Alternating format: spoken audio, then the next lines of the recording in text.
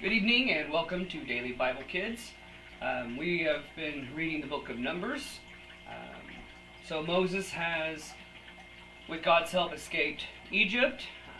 They are on their journey to the Promised Land.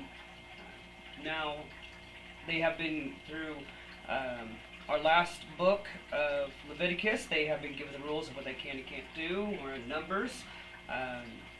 We're only going to do Numbers chapter 7 today, just one chapter, only because it's a little bit lengthy. Alright, so we've been doing, the last one we dealt with was the Nazirite laws and the priestly blessings. Today is offerings of dedication. So chapter 7. On the day Moses set up the tabernacle, he anointed it and set it apart as holy. He also anointed and set apart all of its furnishings, and the altar with its utensils. Then the leaders of Israel, the tribal leaders who had registered the troops, came and brought their offerings. Together they brought 6 large wagons and 12 oxen. There was a wagon for every 2 leaders and an ox for each leader. They presented these to the Lord in front of the tabernacle. Then the Lord said to Moses, "Receive their gifts and use these oxen and wagons for transporting the tabernacle. Distribute them among the Levites according to the work they have to do." So Moses took the wagons and oxen and presented them to the Levites. He gave 2 wagons and 4 oxen to the Gershonites division for their work, and he gave 4 wagons and 8 oxen to the Merarites division for their work. All their work was done under the leadership of Ithamar, son of Aaron, the priest. But he gave none of the wagons or oxen to the Kohathites division, since they were required to carry the sacred objects of the tabernacle on their shoulders. The leaders also presented dedication gifts for the altar at the time it was anointed. They each placed their gifts before the altar. The Lord said to Moses, "Let one leader bring his gift each day for the dedication of the altar."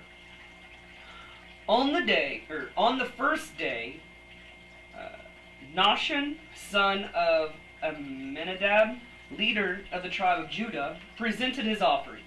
His offering consisted of a silver platter weighing 3.5 pounds and a silver basin weighing 1 3/4 pounds, and it measured by weight to the sanctuary shekel. These were both filled with grain offerings of choice flour moistened with olive oil. He also brought a gold container weighing 4 ounces, which was filled with incense. He brought a young bull, a ram, and a 1-year-old male lamb for a burnt offering, and a male goat for a sin offering. For a peace offering he brought 2 bulls, 5 rams, 5 male goats, and 5 1-year-old male lambs. This was the offering brought by Nahshon, son of Amminadab. On the second day, Nethanel, son of Zerah, leader of the tribe of Issachar, presented his offering. His offering consisted of a silver platter weighing 3.5 pounds, and silver basins weighing 1 3/4 pounds, as measured by the sanctuary shekel. And these were both filled with grain offerings, choice of flour, moistened with olive oil. He also brought a gold container weighing 4 ounces, which was filled with incense. He brought a young bull, a ram, a 1-year-old male lamb for a burnt offering, and a male goat for a sin offering. For a peace offering, he brought 2 bulls, 5 rams, 5 male goats, and 5 1-year-old male lambs. This was the offering brought by Nethanel, son of Zerah. On the third day, Eliab, I think they're all doing the same thing. So Eliab, the son of Helon, leader of the tribe of Zebulun, presented his offerings, and it was also 3.5 pounds on the silver platter and silver basin weighing at 1 3/4, measured by the sanctuary shekel. He also brought gold containers weighing 4 ounces. So it looks like each one of these people are doing the exact same thing. So this day is probably going to end up being short, because on the second day, Nethanel brought the same offering that I just read. The third day, Eliab, the son of Helon, leader of the Zebulun tribe, had brought his offering, which is the same thing that I just read. There's really no point in having to keep repeating myself, as you can see how we're doing this with the Bible.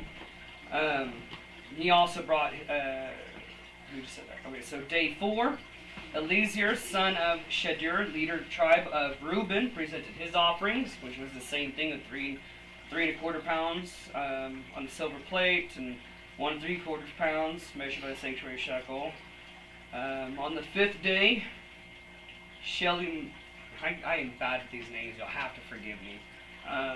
Shelumiel, son of Zurishaddai, leader tribe of Simeon, presented his offerings. It also consisted of 3½ pounds and a silver basin weighing 1 3/4, along with all those other animals, which was a young bull, a ram, 1-year-old male lamb, burnt offering, a male goat for sin offering. For a peace offering, brought 2 goats, 5 rams, 5 male goats, 5 1-year-old male lambs. On the 6th day, Eliasaph, son of Deuel, leader tribe of Gad, presented his offerings, which is the same thing. On the 7th day, Elishama, son of Amidhud, leader tribe of Ephraim, presented his offerings, which also consisted of a silver platter weighing 3¼ pounds and a silver basin weighing at 1 3/4, plus all the animals. On the 8th day, Gamaliel, son of Pedir, leader tribe of Manasseh, presented his offerings, also considered the same thing.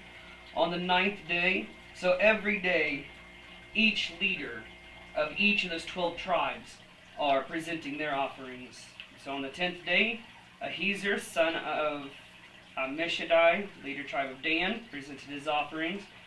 The 11th day, Pagel, son of Okran, leader tribe of Asher, presented his offerings. On the 12th day, Ahara, son of Enan, leader tribe of Naphtali, presented his offerings, which was again all those. So this was the dedication offering brought by the leaders of Israel at the time of the altar was appointed.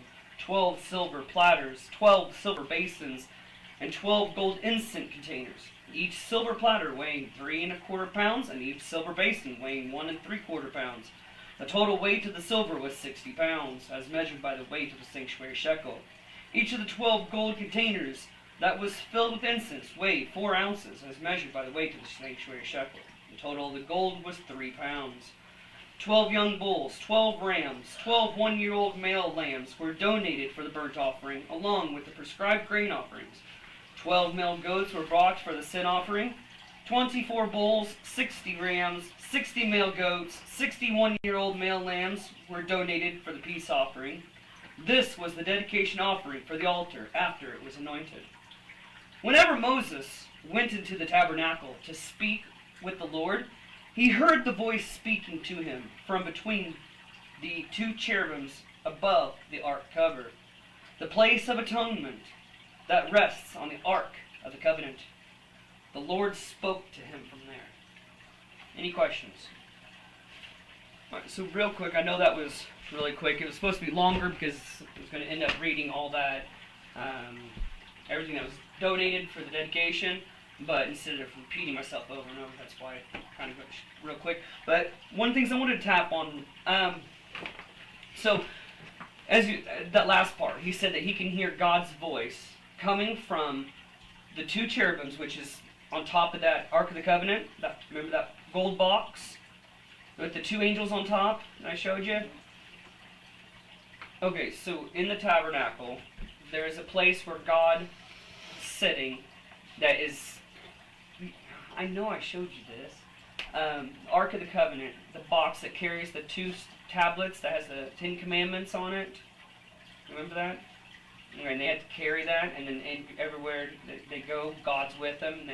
There's the 2 angels that are on top of the lid, okay? And the 2 angel wings, and the 2 angels are facing each other, and the angels together, right? So, in between is where Moses is hearing God's voice, okay? And that's where God's sitting. It's like a portable throne for God to dwell, okay? So, that lid is called the atonement cover, okay? So, apparently they found, here, that's the past, let's move on to the present. They found the Ark of the Covenant. King Solomon, which you'll learn about him later on, he was the last person that we know that was in charge of the Ark of the Covenant. Apparently he had made plans that where Jesus was buried, the Ark of the Covenant was in a cavern straight below it. Way before Jesus was ever there. Okay? When Jesus died, which we'll read later on, one of the centurions, one of the knights, had put a spear in Jesus' rib to verify that he's dead. When he did that, blood, I think they said water too, but blood came out, okay? And when it did, it went straight down Jesus' body, down the cross, straight down into the cavern where the Ark of the Covenant is, and dripped right on top of the mercy seat. That's what it was. The lid is the mercy, the whole thing that where God sits is the mercy seat. So Jesus' blood went straight down on top of that atonement, the mercy seat, to cover all sin. Isn't that neat? So it was always that. God always has a plan, so don't ever forget that. Okay? Any questions? Alright. You guys have a wonderful night. We'll see you back tomorrow. Stay awesome, and God bless.